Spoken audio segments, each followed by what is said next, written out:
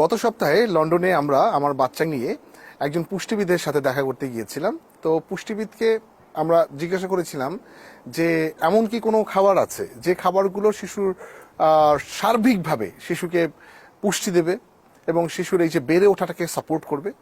তো ডাক্তার আমাকে 3টা খাবারের নাম বলল। যে 3টা খাবারের নাম বলে তিনি বললেন যে এই 3টাই নাকি ম্যাজিক ফুড, এই 3টাকে অনেকে নাকি সুপার ফুডও বলে। একটি হচ্ছে গিয়ে ডিম, প্রতিদিন শিশুকে ডিম দিতে হবে অ্যাটলিস্ট একটা, 2টা হলে কোনো অসুবিধা নেই। দুধ, অন্ততপক্ষে 1 গ্লাস তাকে দুধ দিতে হবে। এবং অন্যটি হচ্ছে পাকা কলা, সেটা আপনি আশেপাশের যে কোনো কলাই হতে পারে। তো আমি তখন ভাবলাম যে বাংলাদেশে থাকাকালীন সময় এই 3টি আমাদের আসলে ঘরে ঘরেই থাকে।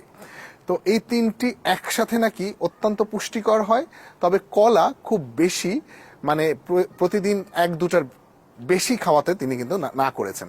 তো তাহলে 3টি খাবার যদি আপনি একসাথে আপনার সন্তানকে দিতে পারেন তাহলে আপনার সন্তান সার্বিকভাবে পুষ্টি পাবে এবং সে দ্রুত বেড়ে উঠবে, পাশাপাশি তার রোগ প্রতিরোধ ক্ষমতা বাড়বে।